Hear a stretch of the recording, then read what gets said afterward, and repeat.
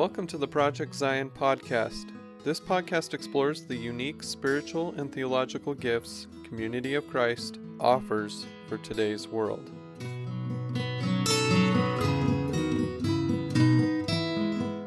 Welcome to Hebrew, the Project Zion series that reduces Old Testament bitterness through explanation, exploration, and experiencing the text. Our guides through the Old Testament, or Hebrew scriptures, are Tony and Charmaine Smith, and I'm your host, Karen Peter. In today's episode, which we've sort of titled The Davidic Monarchy, David, Bathsheba, and the Me Too movement, our episode looks at the Davidic monarchy specifically, David, Nathan, and of course, Bathsheba. So we're in 2 Samuel. For those of you who are wanting to reread stretches of the Old Testament, and I have to tell you, 2 Samuel, while about David, has a lot of stuff happening in there, much of it to women and none of it good. So just be prepared when you read it. So let's start in with this particular text. Tony and Charmaine, what do we need to know?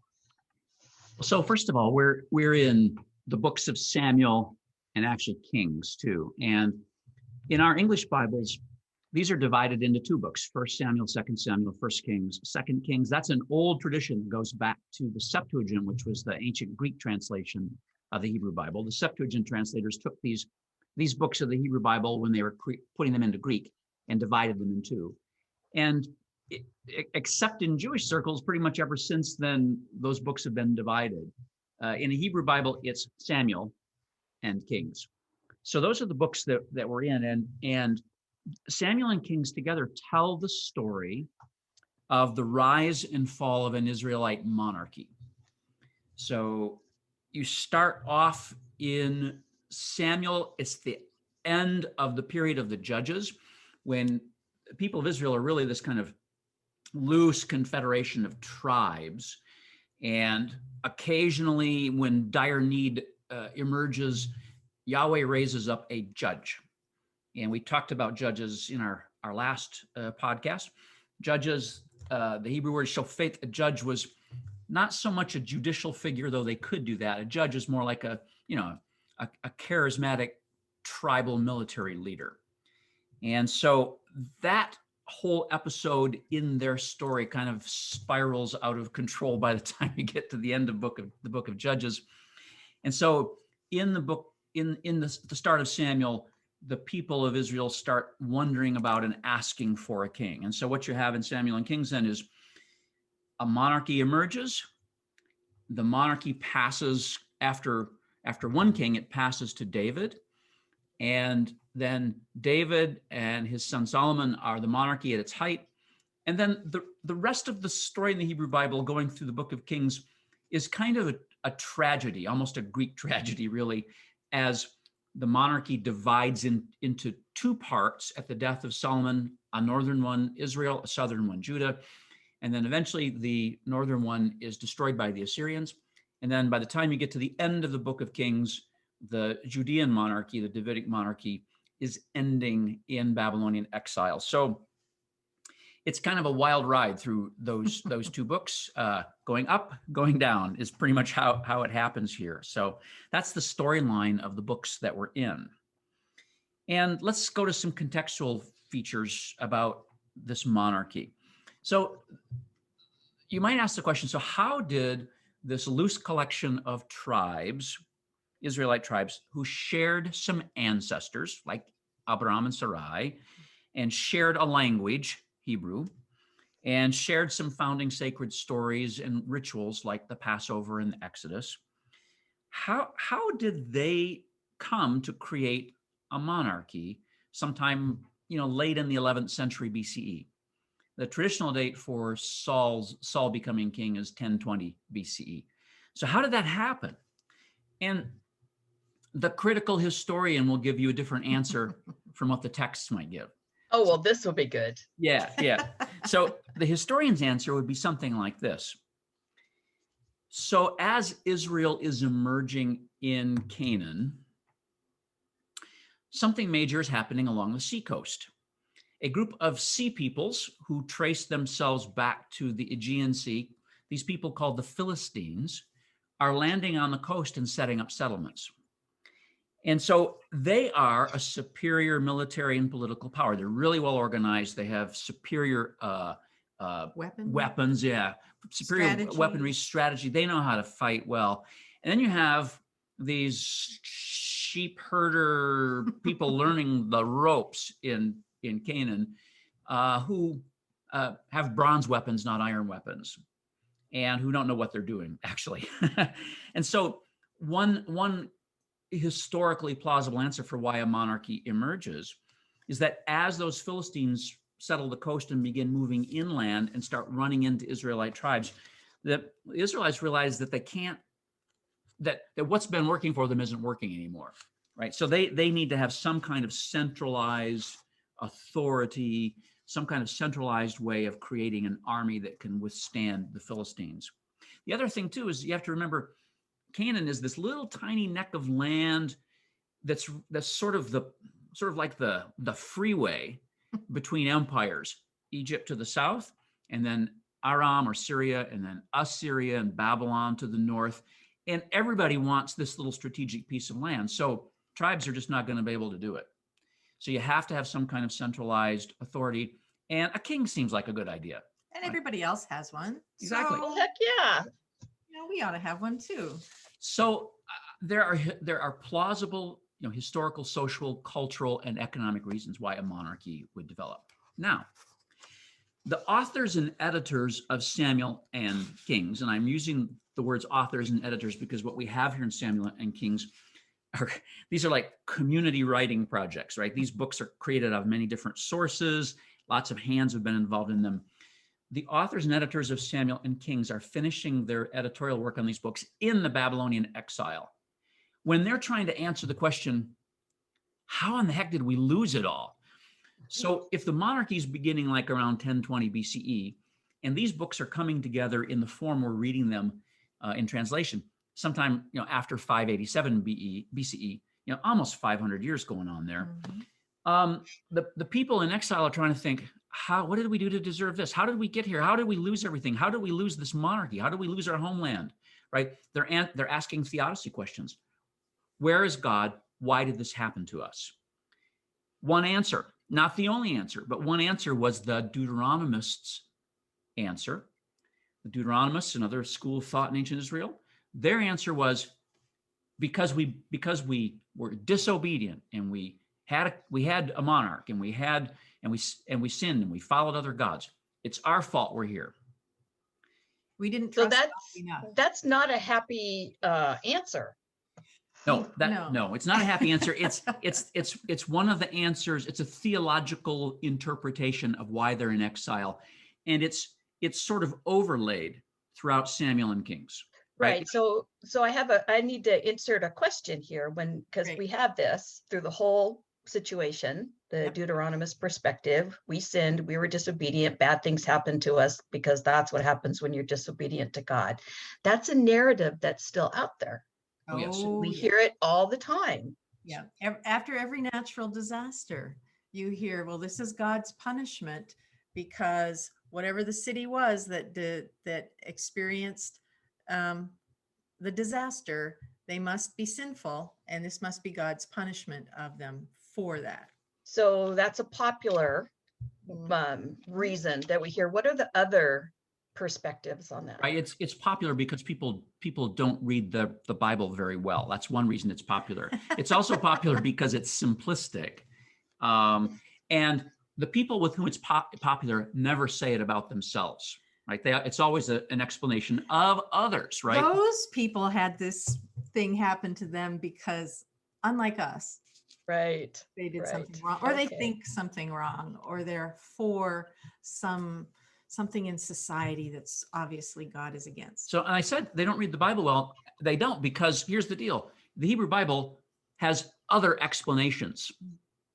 Okay. And the Hebrew Bible has texts that push back on the Deuteronomist explanation for things. For example, the book of Ezekiel chapter 18, Ezekiel basically says, you know, that idea we've had for like 1,000 years that if you sin, it'll be put on the generations after you.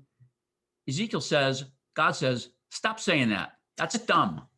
You're responsible for your own stuff. That might be a bit of a paraphrase. As I'm paraphrasing, but it's I basically. like the paraphrase. Stop Basically- saying that. That's dumb. Be responsible for your own behavior. Exactly. And then the book of Job totally pushes back on the idea that somehow what has happened to us was deserved. Right. That it's the just punishment for what happened, for what we did. Right. So there's other voices in the Hebrew Bible that say, I don't think so. And So even, it helps to keep that in mind as we go through Yes. this particular. and this is important even in this story, because that doesn't really fit on the David story. If you think of the David story, here is David who is doing all kinds of things wrong, and he's not cut off from God. Yes, there are some consequences for some of his behaviors, but God does not desert him. In fact, he's, even with all the stories and all the commandments that he breaks, God is still there with him and for him. And this is a merciful God and a God of grace and a God who lives for love. And so even within these stories, you've got both. You've got the Deuteronomistic kind of approach. If you're getting bad stuff in your life, you must have done bad. But you're also getting this God who is faithful to us, even when we fall to the very bottom of our embracing evil or desire or whatever inordinately. So it's there too. These themes are there running side by side, and always, and we probably said this before, we always have to ask,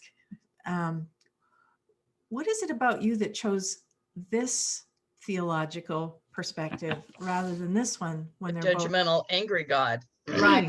Well, it's Yeah. the same with like the creation stories back in Mhm. Genesis. Why did you choose the second one as being normative for the relationship between men and women instead of the first one, where we are both representative of the image of God? Our uses of the Bible often say more about us than they say about the Bible. So that's why scholarship is really important, because it helps us get out of that loop. By the way, also as Christian readers of a Bible that has two testaments, we say Jesus rejected the idea that what happens to you is a judgment, right? In Luke's gospel and in John's gospel, that comes up, and Jesus says, nope, don't think so, right? So in other words, it's really important to see the Bible as sometimes a conversation, sometimes an argument around a seminar table, and not to simply get fixated on whatever simple answer helps you feel good about you and feel righteous about your enemies, right? So it's pretty important. And so the Deuteronomists, I'll say the Deuteronomists, their theology is overlaid more on Kings than on Samuel, but it's there. It's through it all, because they're the ones who are helping kind of collect the prophets, that is the narrative books, starting with Joshua. They're the ones who are pulling that stuff all together during the exile. But it's really important to see it as an overlay. And every once in a while in the text, you'll see a peekaboo of other traditions which say, no, there's another way to look at this, right? So one more thing in terms of explaining. The Hebrew Bible has a number of covenant traditions, right? God makes a covenant with Abraham and Sarai. It's an unconditional covenant. You just trust me. I'm going to make sure you have land and progeny, and that you're those who descend from you will be a blessing to the nations, right? And there'll be a lot of them. Right. And then there's the Mosaic Covenant, which is more of a conditional covenant. Based on Hittite covenant treaties, I, Yahweh your God, got you out of Egypt, and I'm going to bring you to a good land, and here's what I expect from you. And the Mosaic Covenant is rendered differently in Exodus and then in Deuteronomy, but in both cases, it's kind of a conditional covenant. Now, in 2 Samuel 7, there's a new covenant, God's covenant with David, God's pact, God's treaty, God's deal with David. where God says to David through Nathan, I'm going to make a dynasty out of you. And if your children who serve as kings after you mess up, there'll be consequences, but I will never take my steadfast love from your house. There will always be a Davidic monarch. That's the unconditional nature of the Davidic covenant. That's articulated in chapter 7 of 2 Samuel. And one of the stories we're going to focus on here shortly, the David and Bathsheba story, put the covenant to the test. That covenant, though, turns out to have some disastrous moral consequences down the road as Judean monarchs think, hey, we're good. We're just good. We're just good. And then they continue to perpetuate injustice in the land. But that's a story for another podcast on the prophets. So well, and some of that, the promises, the implications or chosen implications of that promise are still at work in the world today, as far as the land of Israel and Palestine, and what was it that God promised to whom when. So it still has reverberations today. So we're going into the explore part, and we'll be starting to look at some of the specific stories. And Karen, I'm glad you've been doing this wide reading, as painful as it's been for you, through Samuels and Kings. And, we're really looking forward to some of the insights that you have in the questions, but also bringing to the surface some of the stories that are there that, make us raise our eyebrows and go, what? So, but before we do that, I just wanted to give us the reminder about what our goal is in these Hebrew sessions. And our job here is not to put makeup on the stories and give them an acceptable appearance. That's definitely not one of the things we're trying to do. Our goal here is first to understand the time that these things were written, the dynamics, and the relationships. And I think that's one that we maybe haven't noted as much, but that's really what we're looking at quite often is, what about these relationships, especially relationships with God? So our goal here is, it's not to judge the scripture using our own time, which is so enlightened, of course, as the primary way of determining its value. And it's not to defend it, like, oh my goodness, it's scripture, it must be right, or to twist it into a happy story in some way. That those aren't our goals. But it's also not to toss it, to just say, oh, this is unacceptable for us today, and so we're going to just out the window with this. So we want to say, let's dig in, let's take a look at these human beings who are trying to write about their experience with God, their understanding of God, the things that have been passed on to them about God. These are human writers using the language and the culture of their time to try and pass on these glimpses of God, or God encounters that they've had. And they only have their time and language to work with. And they only have the way of being that they can see and know, and it's been passed on to them. Yes, little changes happen over time, but they're not going to think like we do. They couldn't. There's no way that they can. And so we will see, as we're reading these things, blind spots, that these writers had. We're going to be looking at a culture where women are being passed around as kind of like a monetary object, or as flesh, being used to gain power for one man to another man, all those kinds of things. But that's the reality of that time.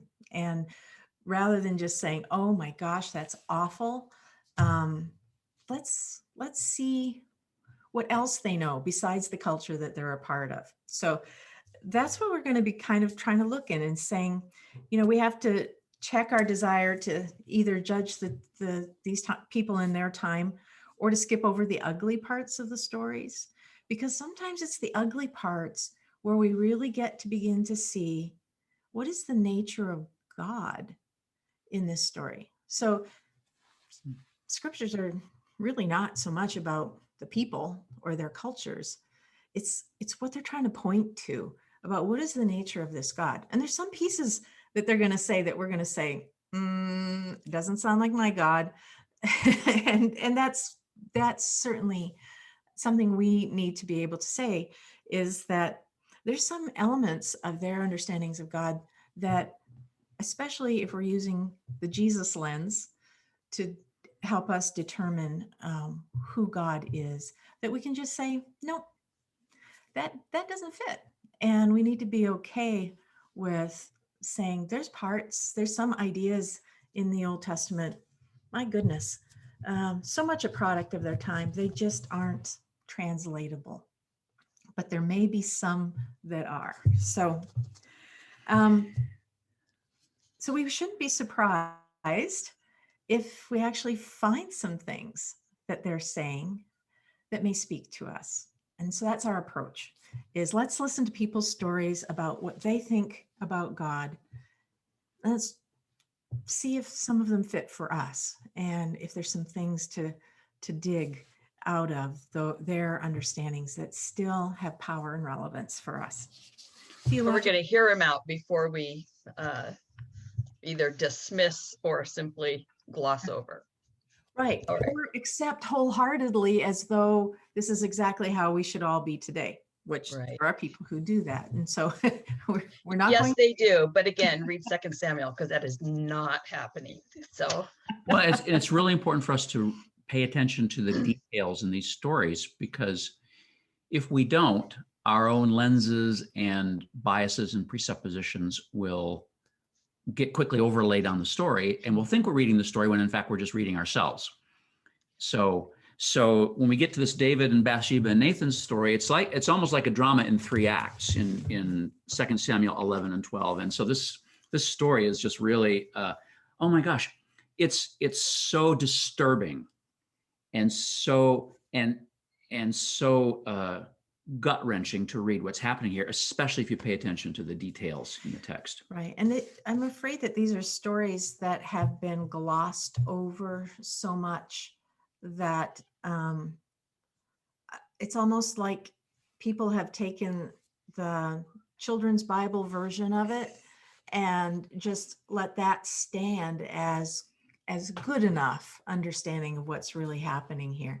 And we need to take it more seriously than that. So do you want to tell us about what's in these chapters? I'll start, and we'll just go back and forth. Okay. So here's the scene. David's kingdom is well established. This covenant has been made. David's feeling really good. His men are out fighting somewhere on the front. He's taking a nap in the afternoon. It's springtime. It's springtime. And lo and behold, he looks out and sees on the rooftop of a neighboring house the woman Bathsheba. And she's bathing. The text is very explicit. She's bathing. This is a purification rite after her period. And she's very, very pretty. And oh, by the way, her husband, Uriah the Hittite, is one of David's elite soldiers, a group called the 30. And he's out at the front. Notice the name, Uriah the Hittite. It's a bit peculiar because Uriah is a true Hebrew name. It means something like Yahweh is my light. But he's always called the Hittite. And so let's think of him as a resident alien. Because that will help us understand the levels of injustice in the story. He's a resident alien fighting for David. He's married to an Israelite woman named Bathsheba. He's out doing his duty at the front. Bathsheba's doing her duty as it was understood in priestly circles in terms of this purification. David sees her, and David wants her. So there's one piece here that I want to throw in, because it's one that is often twisted to say that somehow Bathsheba was seducing David, because there's this really bad tendency within Christianity, especially, to blame women whether it's a snake or whether, all kinds of things to blame women and for the sexual desire of men and to put it on women. And so it's really important to understand that bathing on the rooftop was not an unusual thing. This is a normal thing to do, especially in the afternoon when the heat gets very, very built up in the homes. And so if you're going to do anything, you're going to probably do it on the rooftops. And so this was, this was not a culture in which any form of nudity was suggestive or provocative. And I think that's really essential to understand, that Bathsheba is not doing anything that would have drawn attention normally. So David has people check out, see whether there's any guys in the house over there, right? Because then she will be alone. Because he doesn't know who she is yet.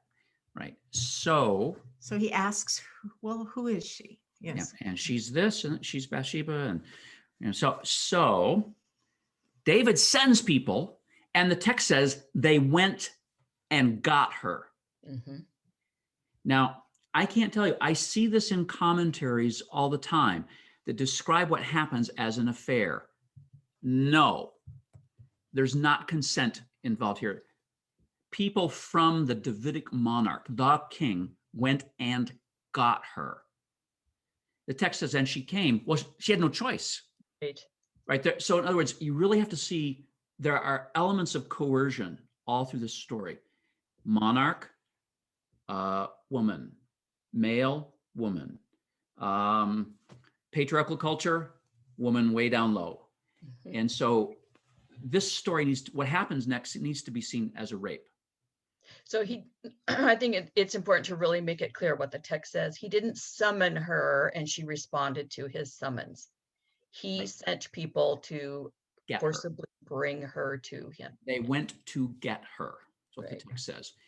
And in this part of the story, she says, so here, so David sent messengers to get her, and she came to him and he lay with her.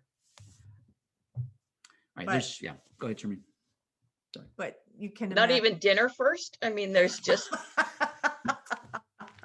that's just appalling. No, I mean, I make light because it's just awful, and you have to kind of process that because it's not the way the story is told or even understood generally. And this is one of the places where we want to fancy this up for today and make David fit our appropriateness standards. But this probably was not unusual at all in his day. That this kind of sense, not unusual in this day. Good point. Mm-hmm. This sense of entitlement because he's a man, and in this culture, as in many cultures today, women don't get to make choices. They don't get to say no. I mean, there's still a lot of cultures in our world where women don't get to say no and have it heard as anything at all. So this is a reality. We need to let this text describe to us the culture of that time and place. And need to be very aware of all of the digital recordings. I wanted to say tapes, that's old language. All the digital recordings that are playing in especially white males' heads when they read this story, and all kinds of assumptions that are made that the text does not bear out. Mm-hmm. And by the way, if you read this in the larger narrative of Samuel, there's an earlier story about one of David's wives named Michal, who was the youngest daughter of Saul. Michal is passed around as if she's a tradable commodity. This is one of the things that Karen had questions about as we were So we're gonna talk about Michal a little bit as we get to my question part, because that's that helps for me at least, and I think it will help our listeners kind of see this in its bigger context than just David and Bathsheba. I think that's really important.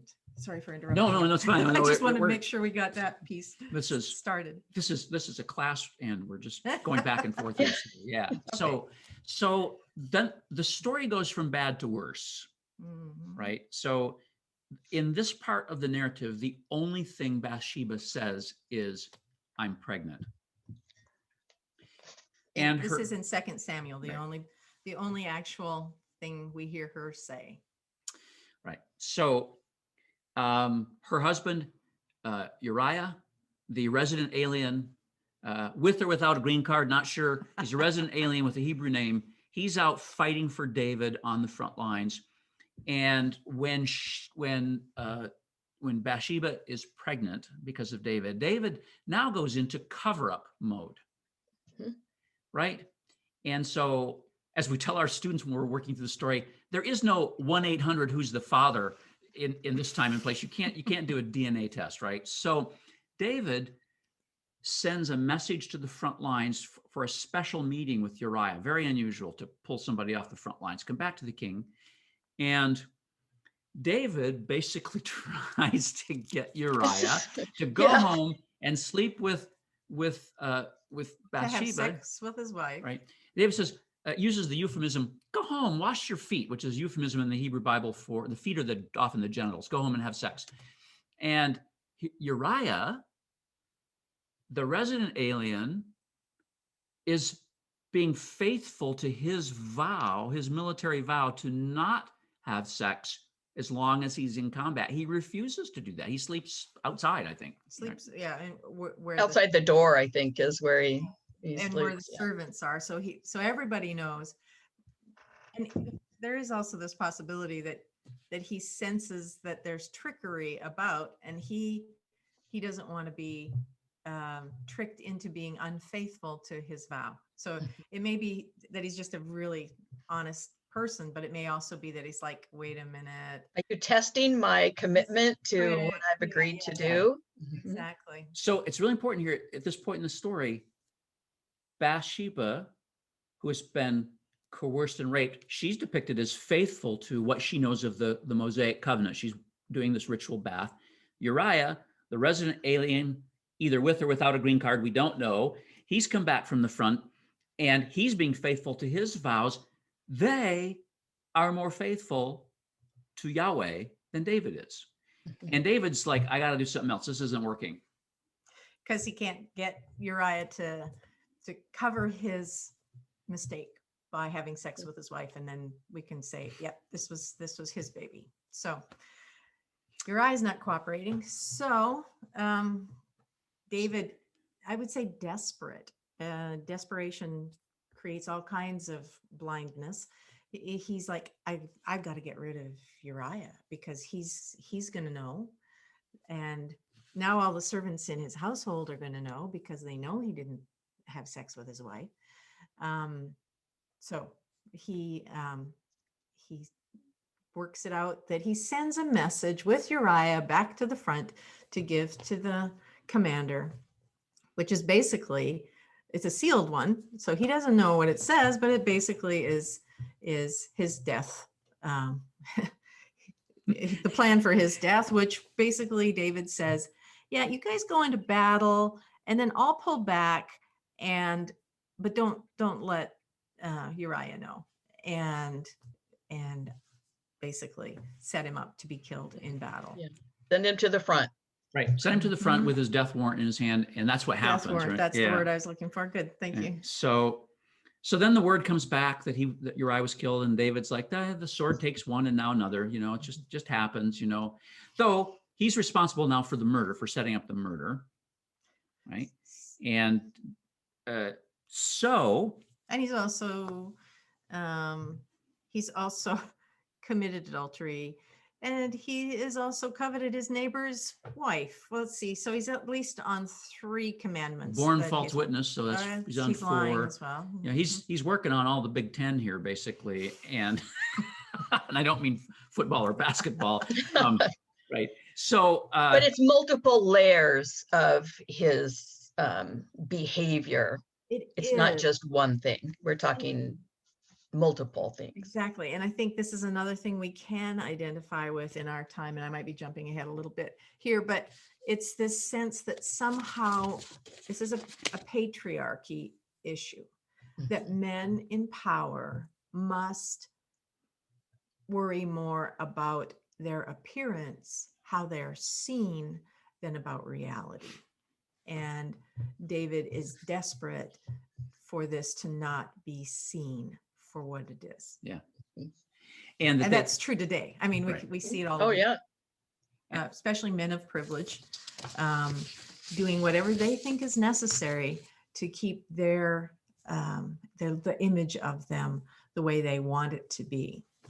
And that men always just get what they want, right? Well, and Or that it's okay if other people suffer in order for them to Right. keep that Right. vision in front of people. And so notice when we pay attention to these really like difficult details of the text, how the text is now becoming a mirror, a magnifying glass, because we can begin to see our social, gender, sexual realities through the text too. Right? And so the whole Me Too movement this is the kind of situations in which the necessity to speak is as real now as it was in this time. So David takes Bathsheba into his harem, right?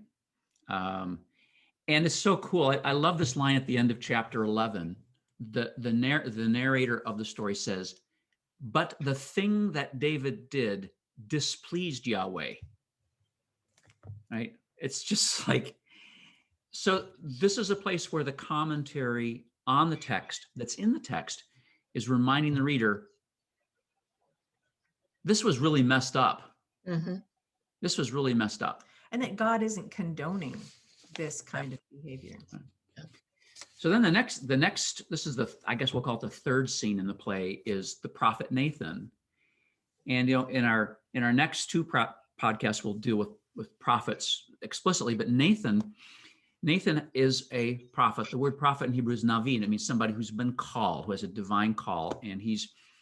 And many prophets in the Hebrew Bible are connected to kings. They're like the king's counselors and something like that, which led to constant abuse, because the prophet could say, "Oh, king, whatever you do is what Yahweh wants. You're so wonderful." It's a yes man kind of thing. Mm-hmm. Nathan is not that kind of prophet. So then Nathan comes into David and says, "I got a little story to tell you, David." Yes, this gets really interesting here with the mirror in front of David. Let's talk Yes. about Nathan's response to David. Before you tell the story, my question from what we just talked about, when you talked about David not wanting this to come out, to cover it, and it's not so much the fear of what his colleagues will think of him, but it's what Nathan represents, knowing this about him. And what the people, especially faithful people, faithful to God, will have to see. Yeah. Okay. So let's talk about the story. Well, and here's one of the tricky parts about the monarchy in as it's developing, is that it's not just seen as a political necessity.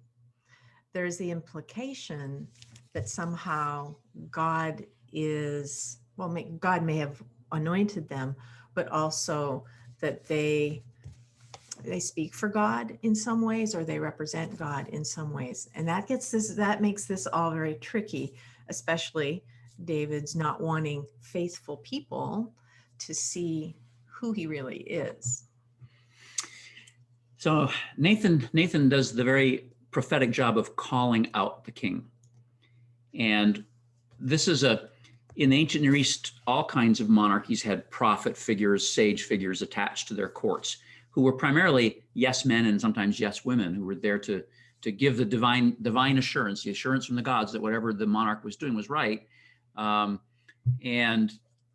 Nathan is not going to do that. Nathan tells the story in which David condemns himself. And so not knowingly. Not knowing. David. I'll go ahead and read it. This is so the cool. beginning I love this. of chapter 12 in 2 Samuel. So there were two men in a certain city, the one rich and the other poor. The rich man had very many flocks and herds, but the poor man had nothing but one little ewe lamb, which he had bought. He brought it up, and it grew up with him and with his children. It used to eat of his meager fare and drink from his cup and lie in his bosom, and it was like a daughter to him. Now there came a traveler to the rich man, And he was loath to take one of his own flock or herd to prepare for the wayfarer who had come to him. But he took the poor man's lamb and prepared that for the guest who had come to him. This is the story that Nathan told David. David's anger was greatly kindled against the man. He said to Nathan, "As the Lord lives, the man who has done this deserves to die. He shall restore the lamb fourfold because he did this thing and because he had no pity." And then Nathan says to David, "You are the man." Ouch. Yeah. Thus says the Lord God of Israel, I anointed you king over Israel, and I rescued you from the hand of Saul. I gave you your master's house and your master's wives into your bosom, and he's saying, if you wanted something, ask for it, but to simply take this that does not belong to you, and you can interpret that in a lot of ways, whether the taking of Bathsheba or the taking of sex from Bathsheba. That this is not okay. This is not acceptable. So, and then there's some kind of curses on David because of this. This is a story, not just a drama. It's a trauma. Yes. Right. And the trauma is Bathsheba's. Yes, because what happens later, one of the consequences of David's action is that the child that Bathsheba bears will, after it's born, will die. But again, you recognize these are books written by men, and you start adding up here. What is the trauma of Bathsheba? So there is the trauma of being taken from the safety of her own home and being raped by the king. And, there's so much to go into here, but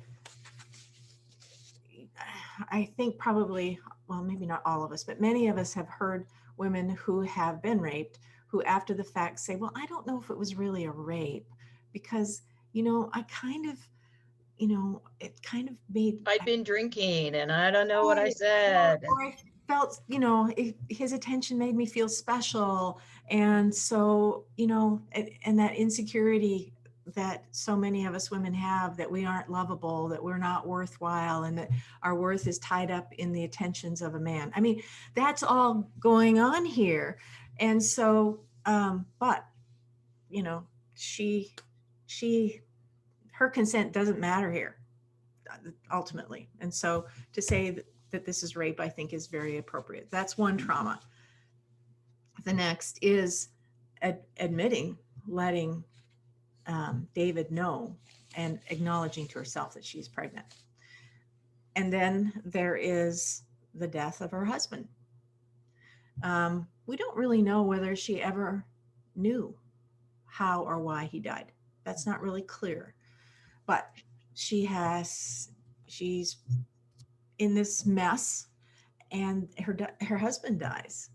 And then she's taken into David's harem, which he might think is like a really good thing for her, but her freedoms have been constrained considerably.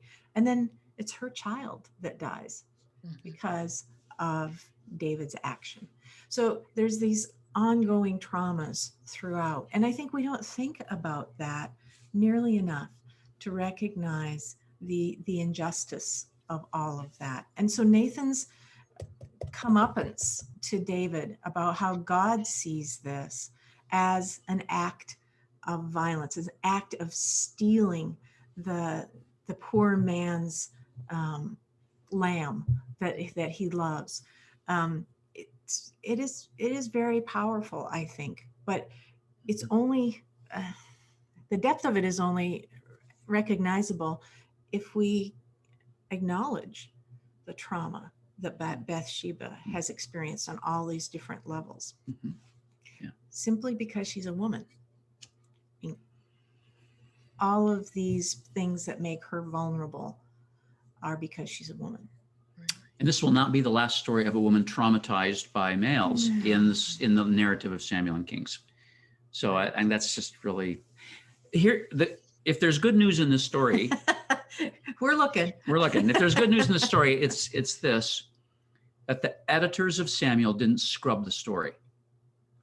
Scrub Scrub it it out. clean, Right? or either take it out Now- or try to put a nice face on it. What's interesting is that the book we call First and Second Chronicles, which is a later book. It's from the post-exilic period. It's from 400-ish down to 300-ish. But it's still describing the same time period. It uses Samuel and Kings as sources for its narrative, and it scrubs the story out because Chronicles is very pro-David. And so think of Chronicles as the news outlet that makes David always look good, right? And There's so news outlets like that that make some people just look saying. good? And so we can at least be grateful to the Deuteronomistic editors. It's part of their plan too. They want to show that the monarchy was a bad idea, but they do not scrub the story, even though they also keep that part of the story which says God made a covenant with David. And by the way, God stands by the covenant here. God says, here's the consequences, but there's still going to be a Davidic monarchy after this. So Right. it's a little glimmer of what we will come to call God's unconditional love for us. But also have to be very careful and remember that the editors of the story think that the baby died because it was divine punishment on David. That whole perspective is criticized by other books of the Hebrew Bible. So we just have to be careful not to say, see everything that happens as a divine judgment. Mhm. It's the narrator's overlay on the story. But we shouldn't lose track of the fact that God sees David's actions as injustice. Well, I think there's also some hints about God's unconditional love, because just as when we talk about Michal in a little while, even here, the poor man loved the ewe. The poor man it was beloved as a daughter. So the writer is making the hearer of the scripture aware that there is this kind of beloved essence, Yes. nature in the That's story affirmed. that's compared to David's behavior, and which casts David's behavior in shadow. Yes, yes. And that there is mutual love that is happening in this time, even though there is also love of power that then abuses people. Right. So yeah, that's a really important one. And the Michal story has that as well. So do you want to go there, or do you want to do, or do you want to help us experience this text in a positive light, or do you want me to get my venting out first? Because I have several. I mean, I hope we can do both, but I know that we're getting kind of long here. But we would love to hear your questions and see if we can. And then the experience part will be some questions for people to take with them to journal with. So Okay. that will be. All right. We can just offer those at the end for people to think about in their own time. But yeah, I'd love for us to explore some of your questions, because we may not have answers, but they'll no doubt shed light. So my questions come from the broader reading of 2 Samuel. So I had read 1 Samuel for our last podcast, so I had read ahead, but this time I read 2 Samuel just beginning to end. And a lot of things kind of came up, and some of them I think speak to where we've just gone with this. So in this particular narrative of David, Bathsheba gets all the attention. That's who has been lifted out of 2 Samuel as the story that illustrates a lot of different things. You can Google it and find all kinds of stuff out there that's not helpful about that. Sure. But what's hidden in there are some other stories. Yes. And is it Michal? Is that how we're going to pronounce her name? Michal? Michal. It looks like Michael. Yeah, it's Michal in Hebrew. Okay. So Michal was one of David's first wives, as I read the story, given to him by Saul. One of Saul's daughters. Of Saul's daughter. So again, it's the political alliances that are being made at different times. And when Saul got totally ticked off at David for some other behaviors, as Saul went into his Macbeth kind of period, then we have him taking Michal back and giving her to someone else. Yes. And his name, if I look at it correctly, is Paltiel. Right. Paltiel. Which, when you begin to follow that storyline of Michal, and then this experience of being given to somebody else, later in the story, when David is reconciling with Saul's heirs, one of the conditions he makes to reconcile is he wants her back. Mm-hmm. And it is, I think, both the most horrendous and saddest thing I've ever read in the Old Testament. And I've read all about Joshua killing all the people, taking the booty and going home. And this is sadder because of how it's written. Mm-hmm. It's so intentional. He says, David sent a messenger, give me my wife, Michal, to whom I became engaged at the price of 100 foreskins, gentlemen. So be happy about that. Yes. 100 foreskins of the Philistines.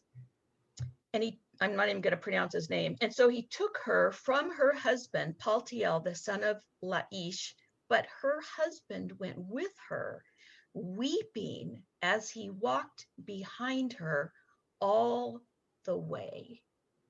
Yep. And then Abner said to him, go back home, ! And so he went back.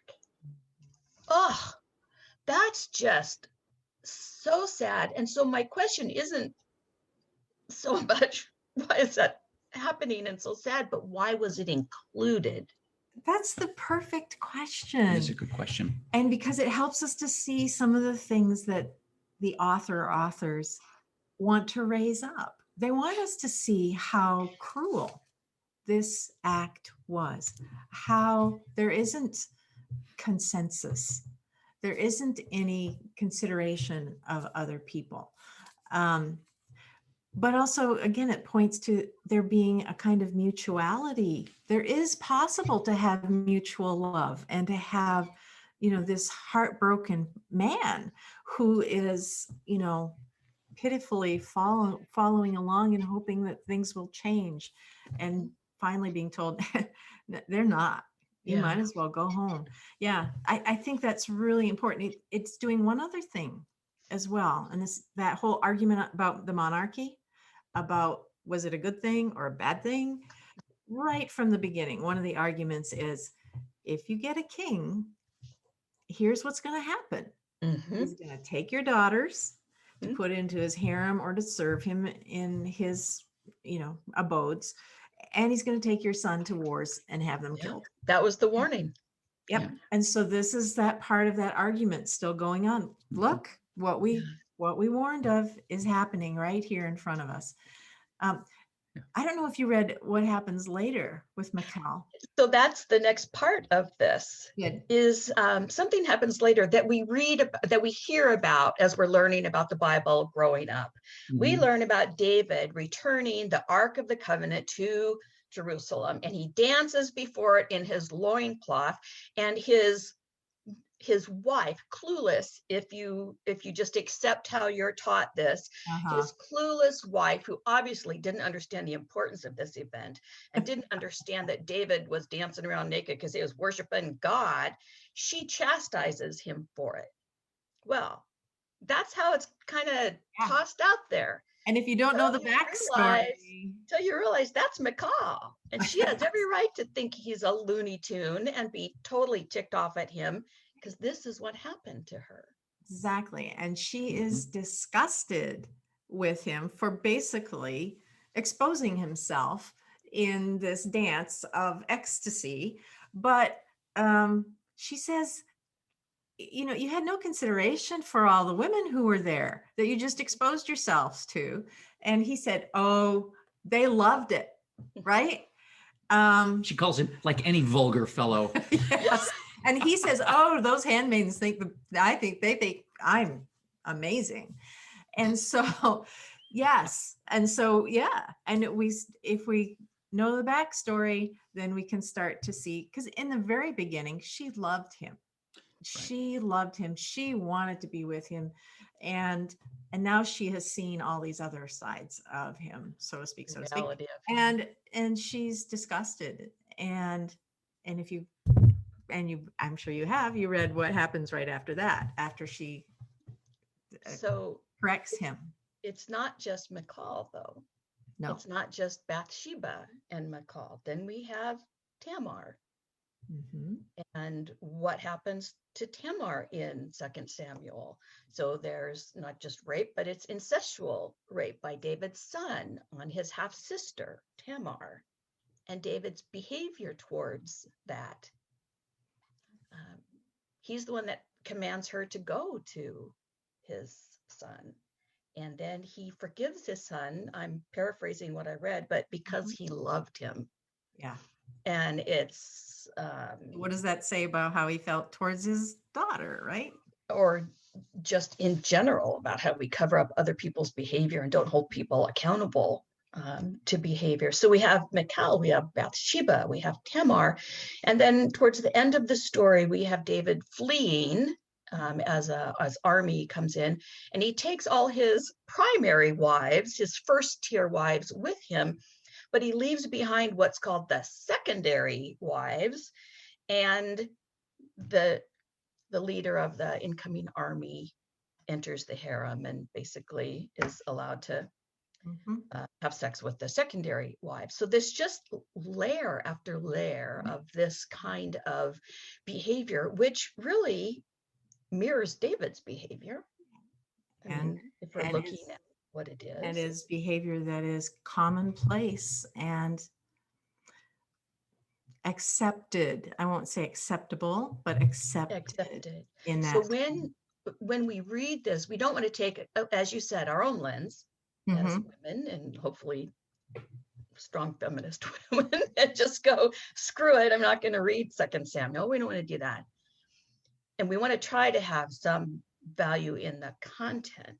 But when we read through all that, it's pretty hard by the time you're at the end of it, it's kind of like, ugh, I don't know how much more of this I can take.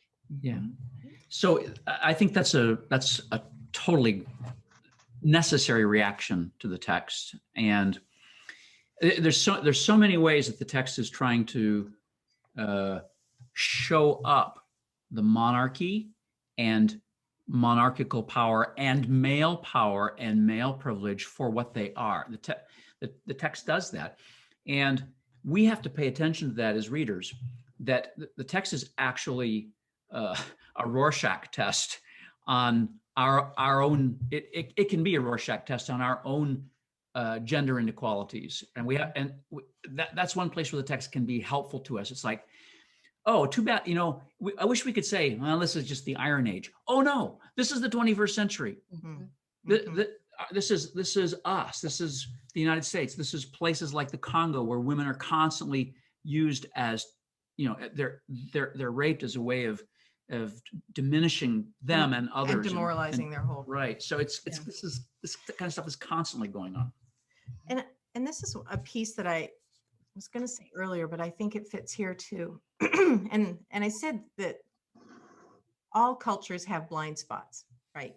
We can't imagine where we haven't been yet. So we can't always see what the injustices are that are just built into our systems. And so we can look back and we can see the blind spots that are here, but we can also see that the authors are trying to help people see these as blind spots too. So there's and had warned us about them through Nathan and his right. Exactly.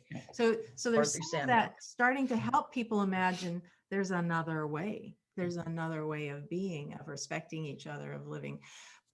But I wanted to kind of just draw that back to us and what are our blind spots. We have them too. We live in a culture where we've accepted how things are as how things are. And until things start to open our eyes to see that they could be another way, that's when we start to say, oh my gosh, what have we been doing? And I think this is a moment when that's happening with George Floyd, with the pandemic, and seeing all of the inequities. I mean, there's some people, some many people of color, but some white people too, who have been saying, "Oh my goodness, this is terrible. This system that we're in, and we're all part of this systemic racism and systemic sexism." Well, a big portion of the population didn't see that clearly until Obviously. this last year. We're getting insights that help us to see what our blind spots have been. And so this is a long, slow process. And it's a long, slow process for the people who are reading about, as it is for us, of slowly being able to see where change is necessary and needed, and asking God to help us change our hearts and minds so that these changes can become reality, which at this moment, we have more of a likelihood of some of these changes becoming reality than we did a year ago, Right. when so many of us could not see clearly these blind spots that we've lived in and many of us benefited from for a very long time. Yeah. And the church that uses these texts as canon has to decide, are we going to take the risk to be the Nathans and call out sexism, call out racism, call out environmental degradation, call out the abuse of people? There's so many things. And or are we going to be just, part of David's 30, part of his court, part of his chosen people who are like, things are good for us, so they must be good for everybody. And, so we have a choice to make too. And the text puts that choice before us as readers. And just going back to Michal and to Bathsheba, in this story, in their stories, to some degree, to this degree that they're able, they go from being acted upon to acting themselves and changing the directions of what will be. Michal, she speaks her mind, and she is disgusted with David. And yes, the text says, so he won't have sex with her because he doesn't want to have offspring by her. Well, that's a big punishment on her perspective.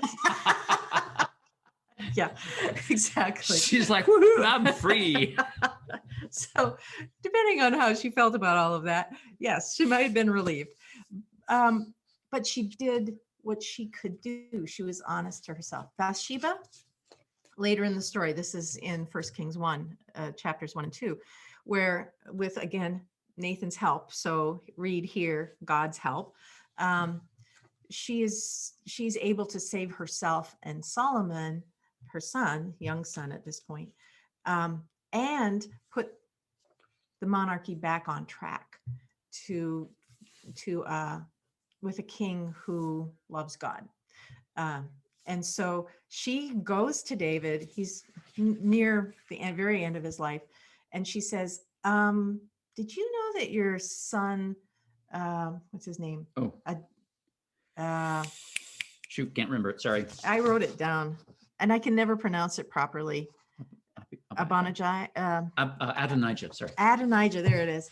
That he's just proclaimed himself king and is having a party and has all of David's army leaders and everybody on his side. He's off here having a party about this. David doesn't know. And so Nathan and Bathsheba reveal this to him and said, what about your promise that Solomon would be the next king? Did you know what it is? What's his name again? Adonijah is doing. And David is sparked into action. His conscience is pricked, some might in other places.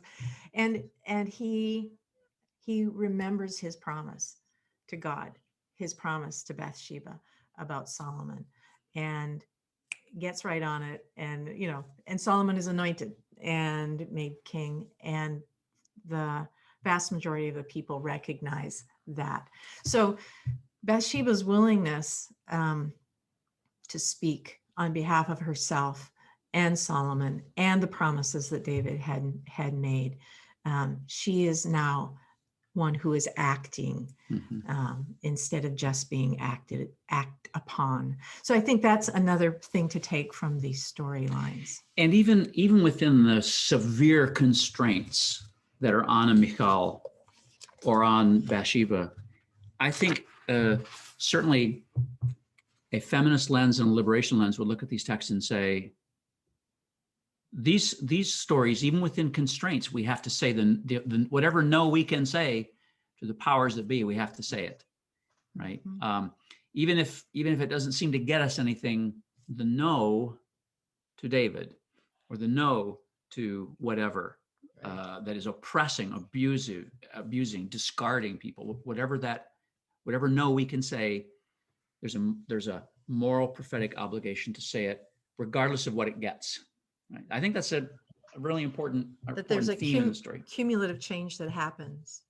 Well, it's not the last that we hear from Bathsheba or Tamar for that matter, because when we get to Matthew, they appear again. As people that God used in very, as important people in the storyline of Israel. It's like that genealogy in Matthew's gospel that includes them. It's like, exactly. It's like Matthew saying, hey, don't forget, they weren't just, you might have thought they were minor characters. No, they're part of a larger divine drama. So I'm glad you brought that up, Karen. It's really an important. They come back again for us. So all the more reason to pay attention to them here in second. Their involvement in the story makes a difference. I do have one last comment on this, and it was just something I noticed at the end of 2 Samuel. I call it feminine redemption. After all this crap that happens to all these women through 2 Samuel, at the very end, he goes and finds some wise women. What?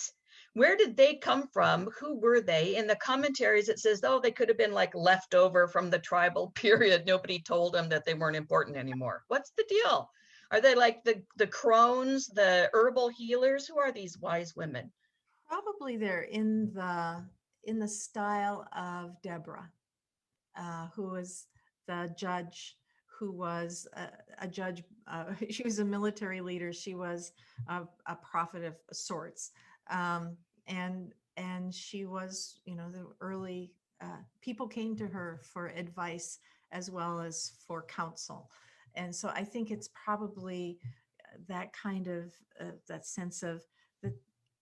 Within the culture, there are these women who are recognized for these kinds of gifts of God, not just to them, but to the whole community. Women prophets occasionally show up here in the narrative of Samuel and Kings. So it sounds like they're their own kind of prophetic guild. Yeah. Right. So, and they may be keeping alive anti-monarchy traditions in their own way.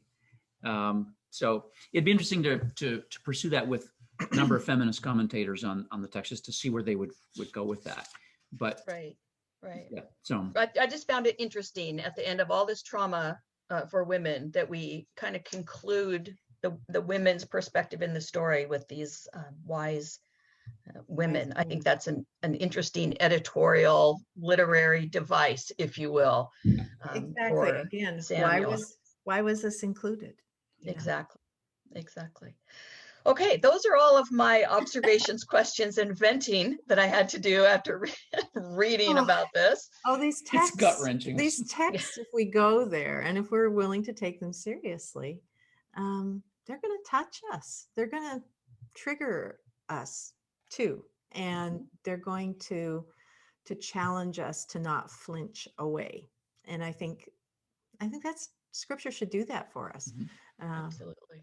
So we're going to go into the experience part, and if you haven't got something to write with, go get something to write with, and we'll give you a little time to journal on a few questions. So again, I just want to start where we start, with how we're approaching Scripture. So in this part, in the experience part, it's to consider how the people in the story see and experience God in their lives. And if you can find something in their story that fits or enhances your walk with Christ or understanding of God, great. But if nothing fits, that's okay too. Scripture is here as a servant to our faith, not as a dictator of faith. And so if it's helpful, use it. If it gets in the way, go on to something else. Go on to another aspect of faith building. So I'll take a little time to journal about the following questions. And I'd ask you to do this prayerfully, because our times of harm and hurt are sometimes hard to spend time with. And so to be wise in that. But the question is, can you identify with Bathsheba as you remember times when choice was taken away from you, or where powers that you don't have any control over hurt you or threw your life into chaos? And then to take time too, to think, how and where did healing and hope happen? And to make room for the realizations of those people or times or the presence of the Spirit or another person reminding you of God's love. However it might happen, and maybe you're still in that process of trying to find healing and hope, and acknowledge that as well. Even the longing for that is part of the process.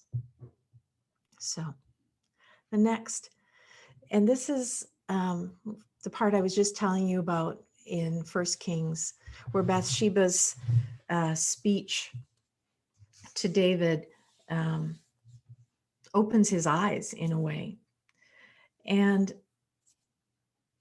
God, through Nathan, shone a light on the evil acts of David toward Bathsheba and Uriah. And then later, the end of David's life, Nathan comes and warns Bathsheba that she and Solomon are in danger and asks her to help him keep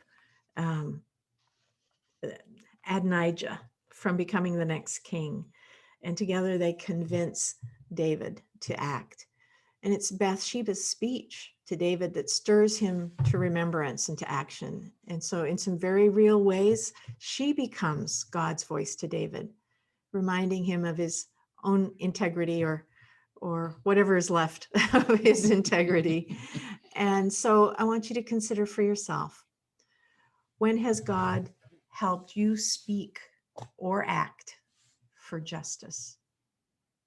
Or how or through whom has God given you the courage or the words to make a new path in your own life?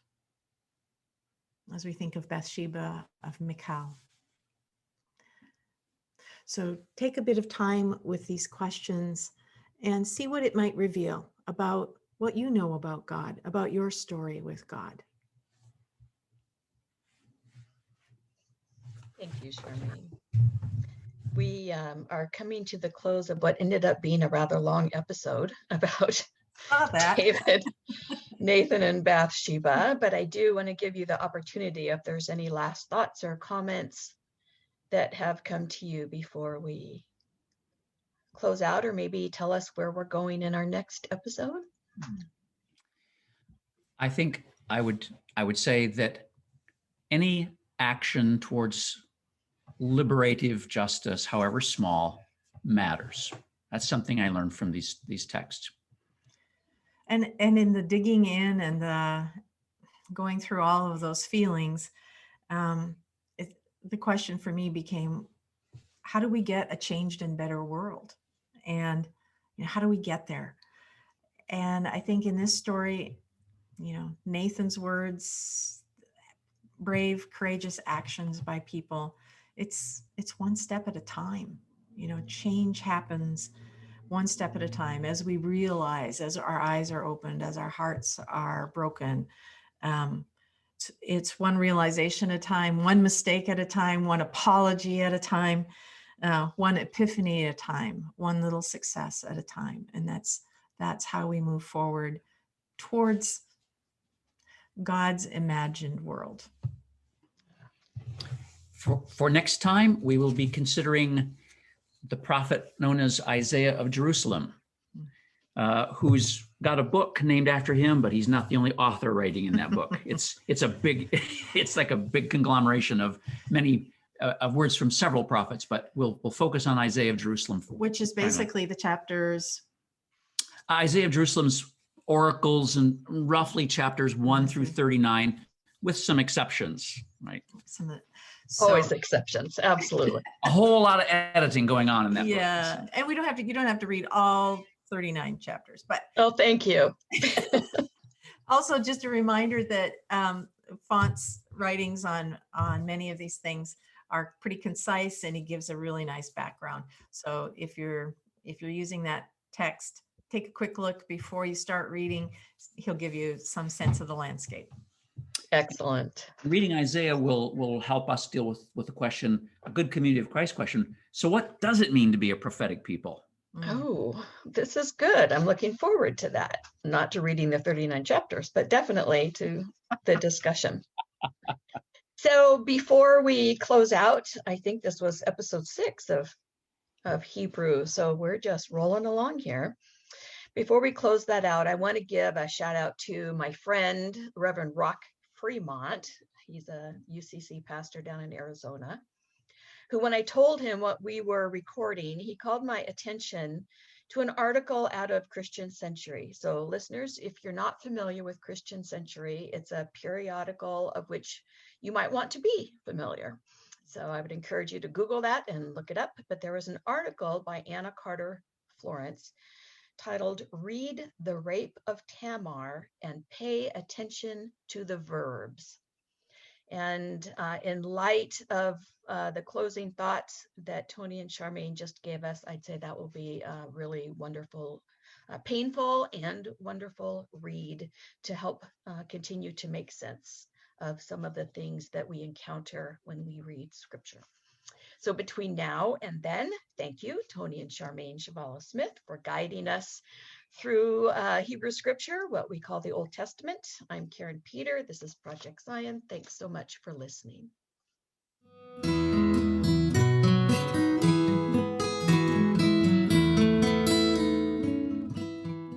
Thanks for listening to Project Zion Podcast. Subscribe to our podcast on Apple Podcast, Stitcher, or whatever podcast streaming service you use, and while you are there, give us a 5-star rating. Project Zion Podcast is sponsored by Latter-day Seeker Ministries of Community of Christ. The views and opinions expressed in this episode are of those speaking and do not necessarily reflect the official policy or position of Latter-day Seeker Ministries or Community of Christ. The music has been graciously provided by Dave Hines.